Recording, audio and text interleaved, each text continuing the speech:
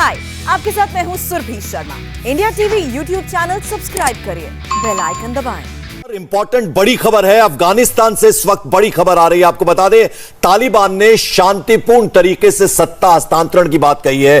तालिबान के जो प्रवक्ता है उसने एक नए बयान में कहा है कि हम अगले कुछ दिनों में सत्ता हस्तांतरण चाहते हैं। हमारी ये कोशिश है कि सत्ता हस्तांतरण की जो पूरी की पूरी प्रक्रिया है वो शांतिपूर्ण तरीके से हो। यह ऑफिशियल बयान एक और तालिबान की तरफ से आया है। जैसा कि आपको मालूम है कि पूरी तरह से कब्जा कर लिया है, काबुल को चारों तरफ से घेर कर रखा है तालिबान ने। मनीष प्रसाद हमारे डिफेंस एडिटर इस वक्त हमारे साथ। मनीष, ये एक और इंपॉर्टेंट बयान आया है तालिबान की तरफ से। अभी तीन बड़े अपडेट हैं। पहला अपडेट, जो प्रिजनर्स थे अलग अलग जेलों में, तालिबानी प्रिजनर्स जिनको अफगानिस्तान फोर्सेस ने पकड़कर जेल में रखा हुआ था, उन सबको छुड़वा लिया गया है और यह संख्या करीबन 3 से 4 हजार के लगभग की है। यानी पूरे अफगानिस्तान में जो प्रिजनर्स हैं उनको छुड़ाया गया। दूसरा, जो इस समय जो एम्बेसीज हैं यूके और यूएस, वो अपने डिप्लोमेट्स को लेकर हामिद करजई एयरबेस की तरफ जा रहे हैं। और तीसरा सबसे इंपॉर्टेंट, जिसकी बात लगातार की जा रही थी कि पॉलिटिकल सेटलमेंट की तरफ इस समय तालिबान आगे बढ़ रहा है और इसीलिए वो इंटरनेशनल पोस्चरिंग के तहत यूके इंटरनेशनल पोस्चरिंग के तहत जो बाकी कंट्रीज हैं जिसमें टर्की, रशिया और ईरान शामिल है, पाकिस्तान के साथ, इनके साथ मिलाकर अपनी इंटरनेशनल पोस्चरिंग कर रहा है कि वो नया तालिबान है। यानी दोहा तालिबान जो पॉलिटिकल सेटलमेंट की बात कर रहा था और हक्कानी नेटवर्क का तालिबान जो अफगानिस्तान में रहकर उपद्रव मचा रहा था, एट्रोसिटीज कर रहा था, उसके बीच का ये तालिबान है जो कि मनीष जरा यहां रोकना चाहेंगे आपको। एक और बड़ी खबर हम दर्शकों को बता दें जो कि अफगानिस्तान से आ रही है, काबुल से आ रही है। काबुल से भारतीयों को यानी इंडियंस को लाने की प्रक्रिया भी शुरू हो चुकी है। काबुल एयरपोर्ट पर भारत का विमान खड़ा हुआ है और थोड़ी देर में बोर्डिंग प्रोसेस जो है वो अभी चल रहा है। भारतीयों को लेकर ये एयर इंडिया की फ्लाइट जो है वो भारत के लिए रवाना होगी। यानी काबुल से दिल्ली लाने का भारतीयों को ये प्रयास भी लगातार चल रहा है। मनीष, इस बारे में क्या अपडेट, क्या जानकारी?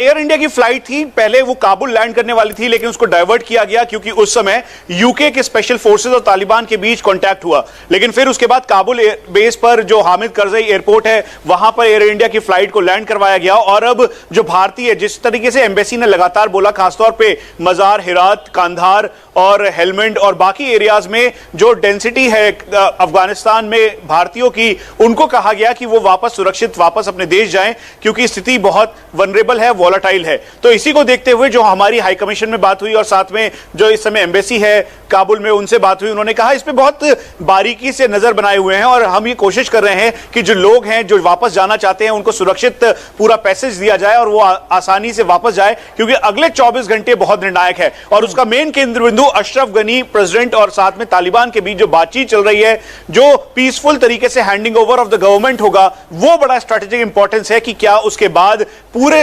अफगानिस्तान में तालिबान अपनी पोस्टिंग जिस तरीके से कर रहा है वो पीसफुल अपनी गवर्नमेंट चलाएगा या फिर एक बार फिर से वो वैसे ही उपद्रव मचाएगा जैसे 1996 से लेकर 2001 तक का था। पंकज जी, लेकिन मनीष, बहुत जरूरी है समझना कि इस पूरे घटनाक्रम को लेकर भारत का रुख क्या है, क्योंकि जो लेटेस्ट रिपोर्ट्स आ रही हैं और जो डिटेल जानकारी आपने दी कि काबुल से अब दिल्ली के लिए रवाना भी हो सकता है प्लेन, और माना यही जा रहा है कि आज सभी पैसेंजर्स को लेकर आज रात ही ये फ्लाइट वापस लौट जाएगी। काबुल से दिल्ली तक की दूरी महज 2 घंटे की है और दिल्ली के टाइम के हिसाब से, मतलब इंडिया के टाइम के हिसाब से काबुल 1 घंटा 5 मिनट पीछे है। तो आप ये अनुमान लगा लीजिए, अब से कुछ देर बाद जो हमारे सोर्सेज हैं वो बता रहे हैं कि फ्लाइट टेक ऑफ करेगी और सीधा वो इंदिरा गांधी इंटरनेशनल एयरपोर्ट आएगी। और करीबन बोला यह गया कि एडवाइजरी के तहत भी और लोकल कॉन्टैक्ट के द्वारा भी सबको बताया गया कि जो वापस जाना चाहता है, सुरक्षित तरीके से रहना चाहता है, वो जाए। वहां पर कई सारे जो मेडिकल फैसिलिटीज में काम करते हैं भारतीय, उनको कहा गया कि वो वापस सुरक्षित जाए, कहीं से भी पैनिक ना करे। सिचुएशन अभी काबुल के अंदर जो है इंडियन एम्बेसी लगातार कंट्रोल करने की कोशिश कर रही है भारतीयों के संदर्भ में। और इसीलिए एमईए यानी ministry of external affairs, Bharat सरकार ने भी इस बात को कहा कि अफगानिस्तान की कंडीशन को वो बहुत ही बारीकी से मॉनिटर कर रहे हैं। हम आपको बता दें कि सबसे बड़ा गेम चेंजर क्या है। गेम चेंजर है यूएस का जाना, उसके बाद यूएस का साइकोलॉजिकल ऑप्स के तौर पे उसके चिनूक्स को एम्बेसी के अंदर उतारना और फिर वहां से एयरलिफ्ट करना। यूके के जो इस समय डिप्लोमेट्स हैं उनको हामिद करजई एयरबेस पे ले जाकर उनको वापस ले जाना। और तीसरा सबसे इंपॉर्टेंट, रशिया का यह कहना कि वो वापस काबुल से नहीं जाएगा, इसका मतलब ये जो इंटरनेशनल डायमेंशन है उसमें अब तालिबान के दोस्त के तौर पर चाइना दिख रहा है, जो कि एक मीटिंग कर चुका है ETIM यानी ईस्ट तुर्किस्तान इस्लामिक मूवमेंट को लेकर। चाइना बोल चुका है कि बदख्शान रीजन और वखान कॉरिडोर में वो विगोर मुस्लिम्स जो हैं चाइना पे, उनको उनके साथ मिलकर वो जी।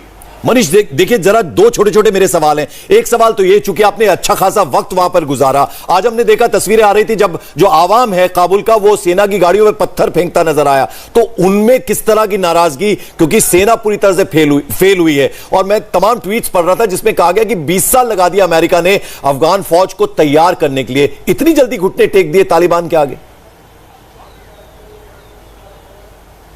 पंकज, ये रिवर्स आंसर देता हूं मैं। सबसे पहले अमेरिका ने 20 साल के अंदर करीबन 80 बिलियन डॉलर्स इन्वेस्ट किए और करीबन 4000 प्लस से ज्यादा किल्ड इन एक्शन उनके जवानों की इसमें मौत हुई, शहीद हुए। इस पूरे टाइम पर अमेरिका का इन्वेस्टमेंट मिलिट्रीली था, और लेकिन अफगानिस्तान फोर्सेस को वो पूरी तरीके से, जो आप ये समझ लीजिए कि कॉम्बैट और बैटल हार्डेंड नहीं बना पाए। और यही वजह थी कि कुल अफगानिस्तान में, यानी पूरे अफगानिस्तान में कुल मिला के जो इसके 7 कोर और 1 डिवीजन है, ये 7 कोर सबसे पहले कुंदूज जो कि स्ट्रेटेजिक लोकेशन उज्बेकिस्तान बॉर्डर के पास है, उसके बाद शाहीन कोर यानी 209 कोर जो कि मजार शरीफ के पास है, उसके अलावा जो हेलमंड और कंधार हिरात, यानी कंधार जो है इमोशनल कैपिटल के तौर पे देखा जाता है तालिबानियों के। ये जब डाउनफॉल होने लगा तो यहां के लोग ये सोच रहे थे कि अफगानिस्तान की फोर्स आखिरी गोली तक तालिबानियों से मुकाबला करेगी और उनको मुंह की खानी पड़ेगी, लेकिन हुआ बिल्कुल उल्टा। ऐसा लग रहा है कि पूरा स्टेज था और पॉलिटिकल सेटलमेंट की राह पर ये आगे बढ़ रहा था, और एक एक करके साइकोलॉजिकल वॉरफेयर जहां सोशल मीडिया पे काफी अग्रेसिव था, जहां पर यह बताया गया कि अफगानिस्तान फोर्सेस पूरी तरीके से क्रैश कर गई है, तो वहीं जो उनके सीनियर लीडरशिप थी वो भी पूरी तरीके से क्रैश करती हुई नजर आए। और यही वजह है कि इस समय अफगानिस्तान में जो काबुल में आपको जो तस्वीरें दिखाई दी, वो पूरा का पूरा रोष हमवीज के ऊपर, अफगान स्पेशल फोर्सेस के ऊपर और अफगान पुलिस के ऊपर। एक और बात पंकज समझना बहुत जरूरी है, क्योंकि यहां पे जैसे आपको एग्जांपल के तौर पे दूं, अगर द्वारका एक जगह है या फिर अगर नोएडा है, तो नोएडा का व्यक्ति ही नोएडा पुलिस में शामिल होगा। ठीक इसी वजह से जो ट्राइबल एरिया है अफगानिस्तान का, उन ट्राइबल एरियाज में लोकल पुलिसिंग की वजह से उनका कॉन्टैक्ट और उनका समर्थन तालिबान की तरफ था, और वही वजह है कि सबसे पहले स्पिन बोल्डाक और उसके साथ में एडजॉइनिंग एरियाज हैं वो एक एक करके नीचे की तरफ गिरे, और तालिबान ने पूरे कस्टम पॉइंट को चोक कर दिया, यानी इकोनॉमिक कॉरिडोर्स जो थे उनको चोक किया, और फिर उसके बाद सीधा सीधा असर काबुल और अफगानिस्तान के हर एक व्यक्ति पर पड़ने लगा। और यही इस समय परेशानी का सबब सबसे ज्यादा बना, क्योंकि कहीं से भी जो अफगानिस्तानी व्यक्ति है वो तालिबान के खिलाफ हमेशा से खड़ा हुआ है, पाकिस्तान के खिलाफ खड़ा हुआ है, और लाइक माइंडेड कंट्रीज जो कि इस समय पाकिस्तान और तालिबान को मदद कर रही है, दरअसल इनके खिलाफ खड़ा था। लेकिन हुआ बिल्कुल उल्टा, और ताश के पत्तों की तरह ये 7 कोर और 1 डिवीजन के साथ पूरी लीडरशिप इस समय अफगानिस्तान की गिर गई। और यही वजह है कि गुस्सा सिर्फ अफगान के स्पेशल फोर्सेस के खिलाफ ही नहीं, बल्कि प्रेसिडेंट अशरफ गनी के खिलाफ भी वहां पर रोड पर दिखाई दे रहा है। और जैसे ही पता लगा कि काबुल के अंदर तालिबान आ रहा है, उसके तुरंत बाद उसका असर ट्रैफिक जैम बैंक्स पर देखने को मिला। वहां पे जो हमारे सोर्सेज हैं वो कह रहे हैं कि दिखा रहे हैं अपने दर्शकों को, ये तस्वीरें देखना बहुत जरूरी भी है, क्योंकि यहां गौर किया जा रहा है तालिबान की तरफ से जारी किए गए हर उस बयान पर भी। और इस वक्त जो डिटेल हमारे पास है और जो तस्वीरें हम देख रहे हैं, उससे ये साफ कहा जा सकता है कि अब काबुल छोड़कर लोग भाग रहे हैं। वहां की सड़कों की तस्वीरें भी आपको दिखाएंगे, जहां लंबा लंबा जाम लग चुका है। एयरपोर्ट रोड पर लंबे जाम की खबर आ रही है, और तालिबान की तरफ से यह कहा गया है कि जो विदेशी यहां से जाना चाहते हैं उन्हें जाने दिया जाएगा। तो काबुल से जाने वालों को अब तालिबान नहीं रोकेगा, और तालिबान ने अफगानिस्तान पर पूरी तरह से जिस तरह से कब्जा कर लिया है, अफगान सेना तालिबान के साथ समझौता करने को भी राजी हो गई है। इसी को लेकर लगातार डिटेल मनीष प्रसाद भी हमें दे रहे हैं। लेकिन इस बीच बड़ी खबर यह है कि काबुल से अब लोगों ने भागना शुरू कर दिया है, और तालिबान ने अपने लड़ाकों से भी यह कह दिया है कि जो लोग काबुल से जाना चाहते हैं उन्हें सुरक्षित रास्ता दे दे। ये काबुल की सड़कों की ही तस्वीरें आपको हम दिखा रहे हैं, क्योंकि इसके बाद काबुल एयरपोर्ट की तरफ जाने वाली सड़क पर पूरी तरह से जाम लग चुका है। और खबरें यह भी आ रही हैं कि जिस तरीके से काबुल के अलग अलग जिलों पर तालिबान का कब्जा हो गया है, उसके बाद माहौल यहां पर बदलता जा रहा है, बिगड़ता जा रहा है, इसलिए अब सड़क पर इसी तरह से लंबा जाम लगा हुआ है। हालांकि शांतिपूर्वक तरीके से सत्ता के ट्रांसफर को लेकर भी लगातार खबरें आ रही हैं, लेकिन इस बीच तालिबान की तरफ से यह बड़ा स्टेटमेंट सामने आया है कि जो लोग काबुल से जाना चाहते हैं उन्हें तालिबानी नहीं रोकेंगे। तो इस बड़ी खबर पर लगातार हमारी नजर बनी हुई है। मनीष प्रसाद हमारे डिफेंस एडिटर हमारे साथ है। पाकिस्तान इस पूरी स्थिति को किस तरह से ले रहा है, किस तरह से देख रहा है, इस पर भी हम मनीष प्रसाद से बात करेंगे। हाय, आई एम सुरभि शर्मा। खबरों से अपडेट रहने के लिए India TV YouTube channel subscribe करिए, साथ में बेल आइकन जरूर दबाएं। जुड़े रहें इंडिया टीवी के साथ।